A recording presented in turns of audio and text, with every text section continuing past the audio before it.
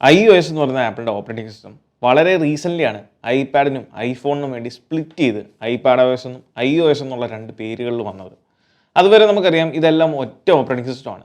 എല്ലാ വർഷവും apple iOS പുതുത് release ചെയ്യുമ്പോൾ ഇപ്പം ഏറ്റവും ലേറ്റസ്റ്റ് ഇറങ്ങിയേക്ക് നമുക്കറിയാം iOS 17 ആണ്. ഈ ഓപ്പറേറ്റിംഗ് സിസ്റ്റത്തിൽ ആപ്പിൾ ചെറുതും വലുതുമായിട്ടുള്ള ധാരാളം പുതിയ ഫീച്ചേഴ്സ് ഇൻക്ലൂഡ് ചെയ്യാറുണ്ട്. നമ്മളിൽ പലരും വർഷങ്ങളായിട്ട് ഐഫോൺ യൂസ് ചെയ്യുന്നതാണെങ്കിലും ചില സിറ്റുവേഷൻസിൽ ഈ പറഞ്ഞ ഫീച്ചേഴ്സ് നമ്മൾ ഓർക്കണമെന്ന് യാതൊരു നിർബന്ധമില്ല. അതുകൊണ്ട് തന്നെ ഇന്നത്തെ ഈ ഒരു വീഡിയോയിലൂടെ iOS 17 നമ്മൾ ശ്രദ്ധിക്കാതെ പോയിട്ടുള്ള ഏതാനും ചില ഫീച്ചേഴ്സാണ് ഞാൻ നിങ്ങളുമായിട്ട് ഷെയർ ചെയ്യുന്നത്.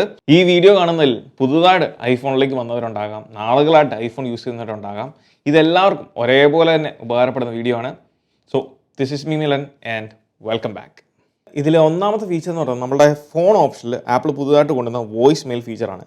വോയിസ് മെയിൽ നമുക്കിപ്പോൾ അറിയാം iOS 17 ശേഷം നമ്മുടെ ജിയോ, എയർടെൽ സിമ്മുകൾ, ജിയോ സിം ഉപയോഗിക്കുന്നവർക്ക് തീർച്ചയായിട്ടും നമുക്ക് വോയിസ് മെയിൽ ഓപ്ഷൻ ഉണ്ട്. അതായത് കോൾ വരുന്ന സമയത്ത് നമ്മൾ കോൾ അറ്റൻഡ് ചെയ്തില്ല എന്നുണ്ടെങ്കിൽ അത് നേരെ വോയിസ് മെയിൽ ഓപ്ഷനിലേക്കായിരിക്കും പോകുന്നത്. അതുകൊണ്ട് തന്നെ ആളുകൾക്ക് പറയാനുള്ളത് എന്താണെന്ന് നമുക്ക് കേൾക്കാൻ സാധിക്കുന്നതാണ്. സോ ഇതിൽ നമുക്ക് ലിസ്റ്റ് ചെയ്തേക്കുന്ന പോലെ എവിടെ നിന്നൊക്കെയാണോ കോൾ വരുന്നത് അതിൽ നമ്മൾ സെലക്ട് ചെയ്ത് കഴിഞ്ഞാൽ നമുക്ക് ഇവിടുന്ന് ആ ഒരു ട്രാൻസ്ക്രിപ്ഷൻ, അതായത് ആ വോയിസ് മെയിലിൽ എന്താണ് പറഞ്ഞത് എന്നുള്ള കാര്യം ഒരു ടെക്സ്റ്റ് രൂപേണ നമുക്ക് കാണാൻ സാധിക്കുന്നതുമാണ്. ഇത് നമുക്ക് സെറ്റിംഗ്സിൽ നിന്ന് എനേബിൾ ചെയ്യാനും ഡിസേബിൾ ചെയ്യാനും സാധിക്കും. അതിനുവേണ്ടി നമ്മൾ സെറ്റിംഗ്സിൽ പോവുക, കോൾ ഓപ്ഷനിൽ അല്ലെങ്കിൽ ഫോൺ ഓപ്ഷനിലേക്ക് നമ്മൾ പോവുക. ഇവിടെ താഴെ നിങ്ങൾ സ്ക്രോൾ ചെയ്യുമ്പം ലൈവ് വോയിസ് മെയിൽ എന്ന് പറയുന്ന ഒരു ഓപ്ഷൻ കാണാൻ സാധിക്കും. ഇത് എനേബിൾ ചെയ്യുവാണെങ്കിൽ രണ്ടാണ് ഗുണങ്ങൾ. ഒന്ന്, നമുക്ക് ഇനി തൊട്ട് വരുന്ന കോളുകൾ നമ്മൾ അറ്റൻഡ് ചെയ്യില്ല എന്നുണ്ടെങ്കിൽ ഡയറക്റ്റ് വോയിസ് മെയിലിലേക്ക് പോകും. രണ്ട്, അവർ പറയുന്ന ആ വോയിസ് മെയിലിൽ പറയുന്ന കാര്യങ്ങൾ ലൈവായിട്ട് ട്രാൻസ്ക്രിപ്റ്റ് ആയിട്ട് കാണാൻ സാധിക്കും. അതായത് ടെക്സ്റ്റ് ആയിട്ട് നമുക്ക് കാണാൻ സാധിക്കും. അതുകൊണ്ട് തന്നെ നമ്മൾ എന്തെങ്കിലും മീറ്റിങ്ങിലോ അല്ലെങ്കിൽ മറ്റ് കോൾ അറ്റൻഡ് ചെയ്യാൻ പറ്റാത്ത ഒരു സാഹചര്യങ്ങളിലാണെന്നുണ്ടെങ്കിൽ ആ ടെക്സ്റ്റ് വായിച്ച് നമുക്ക് കാര്യങ്ങൾ മനസ്സിലാക്കാൻ സാധിക്കുന്നതാണ്. ഇതിലെ രണ്ടാമത്തെ ഫീച്ചറാണ് ഫേസ് ടൈം. ഫേസ് ടൈം എന്ന് പറയുന്നത് ഏറ്റവും കുറവ് നമ്മൾ ഫേസ് ടൈമും iMessageഉം നമ്മളൊക്കെ വളരെ കുറവ് യൂസ് ചെയ്യുന്ന ഒരു ഫീച്ചറാണ്.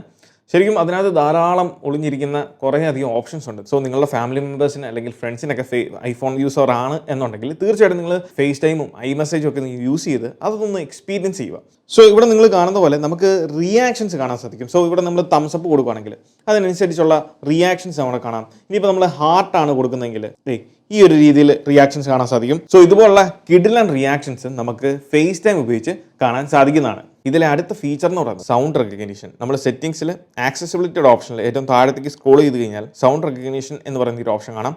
ഇത് നിങ്ങൾ എനേബിൾ ചെയ്യുവാണെങ്കിൽ നമുക്ക് ഉപകാരപ്പെടുന്ന എവിടെയാണെന്ന് വെച്ചാൽ ഈ സൗണ്ടുകൾ നമ്മുടെ ഫോൺ എപ്പോഴും ബാക്ക്ഗ്രൗണ്ടിൽ എന്തെങ്കിലും സൗണ്ടിന് വേണ്ടി ഡിക്റ്റേറ്റ് ചെയ്യും. ഇവിടെ ലിസ്റ്റ് ചെയ്തിരിക്കുന്ന സൗണ്ടുകളാണ്. നമുക്ക് അലാംസ് ഉണ്ട്, ആനിമൽസിൻ്റെ സൗണ്ട്, ഹൗസ് ഹോൾഡിൻ്റെ, അതോടൊപ്പം പീപ്പിളിൻ്റെ. ഇത്രയും കാറ്റഗറിയിലുള്ള സൗണ്ടുകൾ നമ്മുടെ ഡിവൈസ് റെക്കഗ്നൈസ് ചെയ്യും. ഇതെങ്ങനെ ഉപകാരപ്പെടുന്നത് വെച്ചാൽ ഇപ്പോൾ നമ്മൾ വീട്ടിലുള്ള ടൈമിൽ നമ്മൾ വർക്ക് ചെയ്യുകയോ അല്ലെങ്കിൽ മറ്റെന്തെങ്കിലും കാര്യങ്ങളിലൊക്കെ തിരക്കാണെന്നുണ്ടെങ്കിൽ നമ്മുടെ ഫോൺ നമുക്ക് വേണ്ടി വർക്ക് ചെയ്യും. അതെങ്ങനെയാണെന്ന് വെച്ചാൽ ഇപ്പം വീടിൻ്റെ ഡോർബെൽ ഈ ഒരു ഓപ്ഷൻ നിങ്ങൾ എനേബിൾ ചെയ്തിട്ടുവാണെങ്കിൽ നമ്മളിപ്പം തിരക്കിൽ വർക്കിലൊക്കെ ആണെന്നുണ്ടെങ്കിൽ ആരെങ്കിലും വന്ന ആ ഒരു വീടിൻ്റെ ഹോളിംഗ് ബെൽ അടിക്കുവാണെങ്കിൽ നമ്മൾ ശ്രദ്ധിക്കത്തില്ല.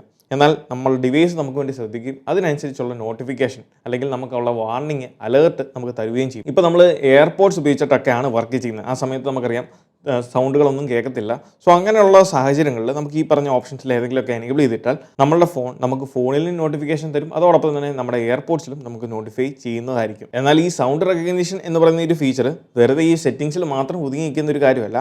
ഇത് നമ്മുടെ ഫോട്ടോസ് ആപ്പിലും ആപ്പിൾ ഇൻകോർപ്പറേറ്റ് ചെയ്തിട്ടുണ്ട്. അതായത് ഇപ്പോൾ നമ്മൾ ഫോട്ടോസ് ആപ്പ് ഓപ്പൺ ചെയ്താൽ നമ്മളെ ഫോട്ടോസ് ആപ്പിനകത്ത് സെർച്ച് എന്ന് പറഞ്ഞ ഓപ്ഷനിൽ പോയി കഴിഞ്ഞാൽ ഇവിടെ നമുക്ക് സൗണ്ട്, അതായത് ഈ സൗണ്ട് റിലേറ്റഡ് ആയിട്ടുള്ള കാര്യങ്ങൾ സെർച്ച് ചെയ്യാൻ സാധിക്കും. ഫോർ എക്സാമ്പിൾ ഇപ്പം ലാഫ് എന്ന് പറഞ്ഞാൽ ഇവിടെ നിങ്ങൾക്ക് സെർച്ച് ചെയ്യുമ്പോൾ കാണാം. നമ്മൾ എസ്പെഷ്യലി ഈ ഒരു ലാഫൊക്കെ വരണം എന്നുണ്ടെങ്കിൽ ഒന്നെങ്കിൽ അത് ലൈവ് ഫോട്ടോ ആയിരിക്കണം, അല്ലാന്നുണ്ടെങ്കിൽ വീഡിയോ ആയിരിക്കണം. അപ്പോൾ ഈ ലൈവ് ഫോട്ടോയിൽ അല്ലാന്നുണ്ടെങ്കിൽ ആ വീഡിയോയിൽ നമ്മൾ ആ പറഞ്ഞ ചിരി വരുന്ന ആ കൃത്യം എക്സാക്ട് പോർഷൻ അല്ലെങ്കിൽ മൊമെൻ്റ് ആയിരിക്കും നമുക്ക് വേണ്ടി അവിടെ പ്ലേ ചെയ്യുന്നത്. ഇപ്പോൾ നമ്മളിവിടെ ക്ലാപ്പ് എന്ന് പറഞ്ഞ് സെർച്ച് ചെയ്താലും അതുപോലെ ഒരു വേവ് ഫോം നമുക്ക് ആ സൈഡിൽ കാണാൻ സാധിക്കും. സോ അത് സൗണ്ട് ബേസ് ചെയ്തിട്ട് നമ്മളുടെ ഫോട്ടോ ഫിൽട്ടർ ചെയ്തെടുക്കുന്ന ഒരു ഫീച്ചറാണ്. സോ നമുക്ക് സൗണ്ട് മാത്രമല്ല ഫിൽട്ടറായിട്ട് യൂസ് ചെയ്യാൻ സാധിക്കുന്ന മൾട്ടിപ്പിൾ ഐഫോണുകൾ, അതായത് നിങ്ങൾക്ക് ഒന്നിൽ കൂടുതൽ ഐഫോൺ ഉണ്ടെങ്കിൽ അതിൽ നിന്ന് ഷെയർ ചെയ്തിട്ടുള്ള ഫോട്ടോ, അല്ലാന്നുണ്ടെങ്കിൽ നിങ്ങളുടെ സുഹൃത്തുക്കൾക്ക് ഐഫോണുകളൊക്കെ ഉണ്ടെങ്കിൽ അതിൽ നിന്ന് ഷെയർ ചെയ്തിട്ടുള്ള ഫോട്ടോനെ അവിടെ നമുക്ക് ഈ ഡിവൈസുകളെ ഒരു ഫോട്ടോ ഫിൽട്ടറായിട്ട് യൂസ് ചെയ്യാൻ സാധിക്കുന്നതാണ്. അതിനുവേണ്ടി നമ്മളിവിടെ ഇപ്പം ഐഫോൺ എന്ന് പറഞ്ഞ് സെർച്ച് ചെയ്യുമ്പം 14 ഞാൻ ഷൂട്ട് ചെയ്തേക്കുന്ന 4 ഫോട്ടോസാണ് ഇതിൽ ഞാൻ സേവ് ചെയ്ത് വെച്ചേക്കുന്നത്. സോ അതിനെ ബേസ് ചെയ്തിട്ടും അല്ലെങ്കിൽ ഈ ഡിവൈസുകളെ ബേസ് ചെയ്തിട്ടും ഫിൽട്ടർ ചെയ്ത് നമുക്ക് ഫോട്ടോസ് എടുക്കാൻ സാധിക്കുന്നതാണ്.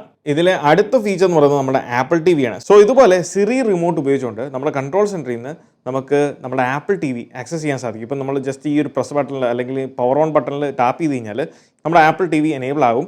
അതുപോലെ ട്രാക്ക് പാഡ് ഉപയോഗിച്ചുകൊണ്ട് നമുക്ക് ആപ്പിൾ TV ഇങ്ങനെ കൺട്രോൾ ചെയ്യാൻ സാധിക്കുന്നതാണ്.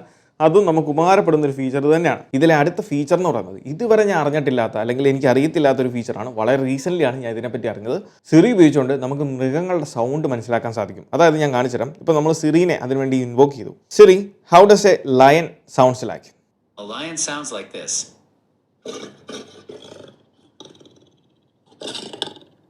ഈ ഒരു രീതിയിൽ നമുക്ക് സിറിനെ ഉപയോഗിക്കാൻ സാധിക്കും. How does A rhino sounds like? Here's a rhinoceros. So literally നിങ്ങൾക്ക് ഏത് ആനിമൽസിനെയും സൗണ്ട് ചോദിച്ചു നോക്കാം, ലഭിക്കുന്നതായിരിക്കും.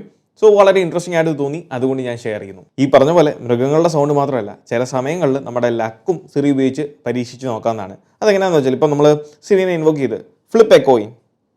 Heads. സി, roll a pair of dice. Rolling. 6 and 3. സി, ഈ ഒരു രീതിയിൽ നമുക്ക് സിറിയോട് ഓരോ കാര്യങ്ങളും ഇങ്ങനെ ചോദിക്കാൻ സാധിക്കുന്നതാണ്. ഇതിൽ അഞ്ചാമത്തെ ഫീച്ചർ എനിക്ക് തോന്നുന്നു എല്ലാവർക്കും തന്നെ അറിയായിരിക്കും. ഇനി അറിയത്തില്ലാത്തവർക്കുണ്ട് നമ്മുടെ നോട്ട്സ് ആപ്പ് ഉപയോഗിച്ചുകൊണ്ട് നമുക്ക് നമ്മുടെ ഡോക്യുമെൻറ്റ്സ് അങ്ങനെയുള്ള എന്തെങ്കിലും കാര്യങ്ങളൊക്കെ നിങ്ങൾക്ക് സ്കാൻ ചെയ്ത് PDF ആയിട്ട് ഒരാൾക്ക് സെൻഡ് ചെയ്യണമെന്നുണ്ടെങ്കിൽ നമ്മുടെ നോട്ട്സ് ആപ്പ് ഉപയോഗിച്ച് ചെയ്യാൻ സാധിക്കുന്നതാണ്. അതിനുവേണ്ടി നമ്മൾ ജസ്റ്റ് പ്രസ് ആൻഡ് ഹോൾഡ് ചെയ്താൽ, ആ നോട്ട്സ് ആപ്പിൽ പ്രസ് ആൻഡ് ഹോൾഡ് ചെയ്ത് കഴിഞ്ഞാൽ സ്കാൻ ഡോക്യുമെൻറ്റ് എന്ന് പറയുന്ന ഓപ്ഷൻ കാണാം.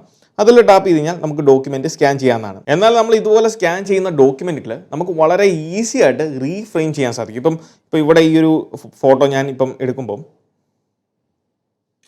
ഇപ്പോൾ ഇങ്ങനെ ഒരു ഫോട്ടോ എടുത്തു, എനിക്കത് റീഫ്രെയിം ചെയ്യേണ്ട ആവശ്യമുണ്ട്. ഇവിടെ നമുക്ക് ഈ ഒരു ഇമേജ് റീഫ്രെയിം ചെയ്യാൻ വേണ്ടി ആ ഒരു പർട്ടിക്കുലർ പോയിന്റിൽ നമ്മൾ ടാപ്പ് ചെയ്യേണ്ട അല്ലെങ്കിൽ സെലക്ട് ചെയ്യേണ്ട ആവശ്യമില്ല. നമ്മൾ ജസ്റ്റ് ഫിംഗർ എവിടെയെങ്കിലും പ്ലേസ് ചെയ്താൽ മതി. ഫിംഗർ പ്ലേസ് ചെയ്യുമ്പോൾ നമുക്ക് ആ കൃത്യം എക്സാക്ട് പ്ലേസ് അല്ലെങ്കിൽ കട്ട് ചെയ്യേണ്ട പോർഷൻ ഏതാണെന്ന് നമുക്ക് കൃത്യമായിട്ട് മനസ്സിലാവുന്നതായിരിക്കും. വളരെ എളുപ്പത്തിൽ ഈ ഒരു രീതിയിൽ നമുക്ക് പോയിന്റ് മാർക്ക് ചെയ്ത് ആ ഒരു ഫോട്ടോനെ ഐഡൻറ്റിഫൈ ചെയ്യാൻ സാധിക്കും. അങ്ങനെ നമുക്കത് സ്കാൻ ചെയ്ത് അല്ലെങ്കിൽ കട്ട് ചെയ്തെടുക്കാൻ സാധിക്കുന്നതാണ്. പിന്നീട് iOS-ൽ സിസ്റ്റം വൈഡ് എവിടെ വേണമെങ്കിലും നമുക്ക് ഹൈപ്പർ ലിങ്കുകൾ ക്രിയേറ്റ് ചെയ്യാൻ സാധിക്കും. ഇപ്പോൾ ഞാനിവിടെ യൂട്യൂബ് എന്ന് തന്നെ ടൈപ്പ് ചെയ്ത് കൊടുത്തു കഴിഞ്ഞാൽ ഇപ്പോൾ നമ്മുടെ ചാനലിൻ്റെ ലിങ്ക് ഈ ഒരു ടെക്സ്റ്റിനകത്ത് ഒരു ഹൈപ്പർ ലിങ്കായിട്ട് ക്രിയേറ്റ് ചെയ്യണമെന്നുണ്ടെങ്കിൽ വളരെ എളുപ്പമാണ്. അതിനുവേണ്ടി നമ്മൾ യൂട്യൂബിൽ പോയി നമ്മുടെ ചാനലിൻ്റെ ലിങ്ക് ഞാൻ ഇവിടുന്ന് കോപ്പി ചെയ്യുന്നു. കോപ്പി ചെയ്തതിന് ശേഷം നമ്മൾ നോട്ട്സ് ആപ്പ് ഓപ്പൺ ചെയ്യുന്നു. ഇവിടെ നമ്മൾ യൂട്യൂബ് എന്ന് എഴുതിയിരിക്കുന്നിടത്ത് ഡബിൾ ടാപ്പ് ചെയ്ത് കഴിഞ്ഞാൽ നമുക്കിവിടെ മൾട്ടിപ്പിൾ ഓപ്ഷൻസ് വരും. സൈഡിലേക്ക് പോവുക, ആഡ് ലിങ്ക് എന്ന് പറയുന്നൊരു ഓപ്ഷൻ വരും. അതിലേക്ക് ടാപ്പ് ചെയ്ത് കഴിഞ്ഞാൽ ആ ഒരു ടെക്സ്റ്റിലേക്ക് നമുക്ക് ലിങ്ക് ഹൈപ്പർ ലിങ്ക് ആയിട്ട് ആഡ് ചെയ്യാൻ സാധിക്കും. ഇവിടെ കൊണ്ടുവന്ന് നമ്മുടെ ലിങ്ക് പേസ്റ്റ് ചെയ്യുക, ഡൺ കൊടുക്കുക. ഡൺ കൊടുത്തു കഴിഞ്ഞാൽ ഇപ്പോൾ നമുക്ക് കാണാം അവിടെ ആ യൂട്യൂബ് എന്നുള്ള ടെക്സ്റ്റ് ഹൈപ്പർ ലിങ്ക് ആയിട്ടുണ്ട്. അതിൽ ടാപ്പ് ചെയ്ത് കഴിഞ്ഞാൽ ഡയറക്റ്റ് നമ്മുടെ യൂട്യൂബ് ചാനലിലേക്കായിരിക്കും പോകുന്നത്. ഇങ്ങനെ ഹൈപ്പർ ലിങ്കുകൾ നിങ്ങൾക്ക് വളരെ ഈസി ആയിട്ട് ക്രിയേറ്റ് ചെയ്യാൻ സാധിക്കുന്നതാണ്. പിന്നീട് iOS 17 കൊണ്ടുവന്ന മറ്റൊരു ഇമ്പ്രൂവ്മെൻറ്റ്സ് ആണ്. ഇപ്പോൾ നമ്മളിപ്പം ഒരു ഷർട്ട് അല്ലെങ്കിൽ ടീഷർട്ട്, നമ്മളിപ്പം നമ്മുടെ കേരള ബ്ലാസ്റ്റേഴ്സിൻ്റെ ഒരു ജേഴ്സിയാണ് ഞാൻ എടുത്തേക്കുന്നത്.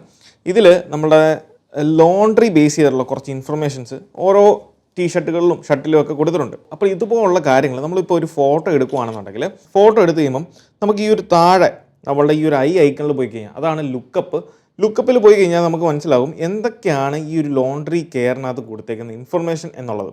സോ അതിൽ എന്തൊക്കെയാണെന്നുള്ള കൃത്യമായിട്ട് കൊടുത്തിട്ടുണ്ട്. Wash by hands, do not bleach, iron maximum 200 degree Celsius, അങ്ങനെയുള്ള സകല ഇൻഫർമേഷൻസും നമുക്ക് കൃത്യമായിട്ട് ആ ഒരു ഇമേജിൽ നിന്ന് കാണാൻ സാധിക്കും. ഇതുപോലെ തന്നെ നമ്മുടെ ലുക്കപ്പ് ഉപയോഗിച്ചുകൊണ്ട് നമ്മുടെ വണ്ടികളുടെ ഇപ്പം കാർ ഇൻഫർമേഷൻ, കാറിൻ്റെ സിമ്പിൾസ് എന്തൊക്കെയാണെന്ന് മനസ്സിലാക്കാൻ സാധിക്കും. സോ ഇതിൽ നിങ്ങൾ ശ്രദ്ധിക്കേണ്ട ഒരു കാര്യം, ആ ചെറിയ ഗിഫ് ഐക്കണിൽ പോലും ആപ്പിൾ വളരെ ശ്രദ്ധ കൊടുത്തിട്ടുണ്ട്. ഇവിടെ നിങ്ങൾക്ക് കാണാം ലോണ്ട്രി കെയറിൻ്റെ ആ ഒരു ഗിഫ് ഐക്കൺ കാണാം, കാറിൻ്റെ ഗിഫ് ഐക്കൺ കാണാം.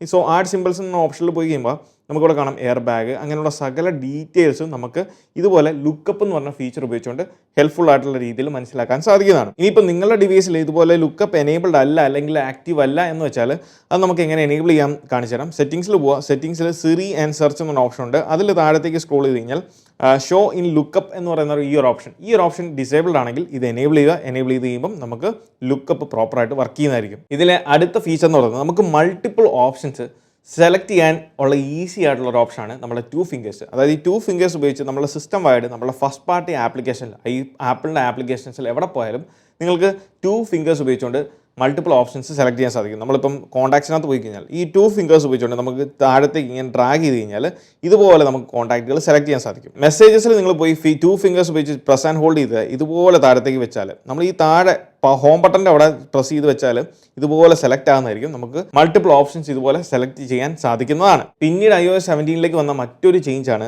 ഡിക്റ്റേഷൻ എന്ന് പറയുന്ന ഫീച്ചർ എനേബിൾ ചെയ്തിട്ടുകൊണ്ട് നമുക്ക് ടൈപ്പ് ചെയ്യാൻ സാധിക്കും എന്നുള്ളത്. സോ ഇവിടെ ഡിക്റ്റേഷൻ എനേബിൾഡ് ആണ്. മലയാളം ലാംഗ്വേജ് അത് ഡിക്റ്റേറ്റ് ചെയ്യത്തില്ല, ഇംഗ്ലീഷ് ഒള്ളി ആണ് ഡിക്റ്റേറ്റ് ചെയ്യുന്നത്. സോ ഇതിപ്പോൾ നമ്മൾ ഡിക്റ്റേറ്റ് ചെയ്തുകൊണ്ടിരിക്കുന്നത് അതേ കൂട്ടത്തിൽ തന്നെ നമുക്ക് എന്തെങ്കിലും കാര്യങ്ങൾ ടൈപ്പ് ചെയ്യുകയാണെങ്കിൽ അതും അങ്ങനെ തന്നെ നമുക്ക് ടൈപ്പ് ചെയ്തുകൊണ്ടിരിക്കാം. അതോടൊപ്പം തന്നെ ഡിക്റ്റേഷനിൽ പിന്നീട് നമുക്ക് ക്യാരി ഓൺ ചെയ്യണമെന്നുണ്ടെങ്കിൽ ഡിക്റ്റേഷൻ വർക്ക് ആയിക്കോളും, നോ പ്രോബ്ലം. സോ ഇങ്ങനെ നമുക്ക് ഈ ഒരു ഡിക്റ്റേഷന് ഉപയോഗിക്കാൻ സാധിക്കും. ഇനി നോട്ട്സിൻ്റെ ഏതാനും ചില ടിപ്പുകളിലേക്ക് പോകാം. അതിലാദ്യം തന്നെ നമ്മളൊരു സിംഗിൾ ടാപ്പിൽ ഒരു സെൻറ്റൻസിൻ്റെ ഏതെങ്കിലും സ്പേസിൽ നമ്മുടെ പോയിന്റർ പ്ലേസ് ചെയ്യണമെന്നുണ്ടെങ്കിൽ സാധിക്കുന്നതാണ്. എന്നാൽ ജസ്റ്റ് പ്രസ് ആൻഡ് ഹോൾഡ് ചെയ്ത് കഴിഞ്ഞാൽ അതേ സെൻറ്റൻസിൻ്റെ അല്ലെങ്കിൽ അതേ ലൈനിൻ്റെ ആ കൃത്യമായിട്ടുള്ള ബൈനോക്കുലർ വ്യൂ അല്ലെങ്കിൽ സൂംഡ് ആയിട്ടുള്ള വ്യൂ നമുക്ക് കാണാൻ സാധിക്കും. എന്നാൽ നിങ്ങളിത് ആ സെയിം ലൈനിൽ മാത്രമേ സാധിക്കുള്ളൂ. എന്നാൽ താഴത്തെ ലൈനിലേക്ക് പോയി കഴിഞ്ഞാൽ നമുക്ക് അവിടെ അങ്ങനെ കാണാൻ സാധിക്കില്ല. ആ പോയിന്റർ മാത്രമേ കാണത്തുള്ളൂ, നമുക്ക് ആ സൂംഡ് ഇൻ വ്യൂ കാണാൻ സാധിക്കത്തില്ല. ഇനി നമുക്കൊരു വേർഡ് സെലക്ട് ചെയ്യണമെന്നുണ്ടെങ്കിൽ ഡബിൾ ടാപ്പ് ചെയ്താൽ മതി, ആ ഒരു പർട്ടിക്കുലർ വേർഡ് മാത്രം സെലക്ട് ആവും. എന്നാൽ നിങ്ങൾ ട്രിപ്പിൾ ടാപ്പ് ചെയ്യുകയാണെങ്കിൽ എൻറ്റയർ സെൻറ്റൻസ് മൊത്തം സെലക്ട് ആവുന്നതായിരിക്കും. ഇതിവിടെ തന്നെ നമ്മൾ ട്രിപ്പിൾ ടാപ്പ് ചെയ്തു, എൻറ്റയർ സെൻറ്റൻസ് മൊത്തം സെലക്ട് ആയിട്ടുണ്ട്. ഇനി കീബോർഡിലേക്ക് വരുമ്പോൾ കീബോർഡിൻ്റെ ഈ ഒരു ഗ്ലോബ് ഐക്കണിൽ പ്രസ് ആൻഡ് ഹോൾഡ് ചെയ്ത് കഴിഞ്ഞാൽ നമുക്കിവിടെ കീബോർഡുകൾ ഷ്രിങ്ക് ചെയ്യാൻ സാധിക്കും. ലെഫ്റ്റ് സൈഡിലേക്കോ റൈറ്റ് സൈഡിലേക്കോ ഷ്രിങ്ക് ചെയ്യാൻ സാധിക്കും. സോ വൺ ഹാൻഡ് ടൈപ്പിങ്ങിന് വളരെ ഫീസിബിൾ ആണ് നമ്മളുടെ ഈ ഒരു ഷ്രിങ്ക് ചെയ്ത കീബോർഡ്. പിന്നീട് കീബോർഡിൻ്റെ സ്പേസ് ബാറിൽ പ്രസ് ആൻഡ് ഹോൾഡ് ചെയ്ത് കഴിഞ്ഞാൽ നമുക്ക് ഇതുപോലെ പോയിന്റർ ഇഷ്ടമുള്ളിടത്ത് ഇങ്ങനെയും പ്ലേസ് ചെയ്യാൻ സാധിക്കുന്നതാണ്. മൊത്തത്തിൽ നമുക്ക് കൊണ്ടുവന്ന് ഈ ഒരു കീബോർഡിനെ ഒരു ട്രാക്ക് പാഡാക്കി ബേസ് ചെയ്ത് നമുക്ക് പോയിന്റർ അഡ്ജസ്റ്റ് ചെയ്യാൻ സാധിക്കുന്നതാണ്. അപ്പോൾ ഇതൊക്കെയാണ് iOS 17 നിങ്ങൾ മിസ്സാക്കിയിട്ടുണ്ടെങ്കിൽ ട്രൈ ചെയ്ത് നോക്കേണ്ട ഏതാനും ചില ഫീച്ചേഴ്സ്. സോ ഈ ഒരു വീഡിയോ നിങ്ങൾക്ക് ഇഷ്ടമായെന്ന് വിചാരിക്കുന്നു. ഈ വീഡിയോ ഇഷ്ടമായാൽ തീർച്ചയായിട്ടും പോയി നമ്മൾ ലൈക്ക് ബട്ടൺ സ്മാഷ് ചെയ്യുക. So once again this is me Milan. Catch you guys next video. Till then, peace.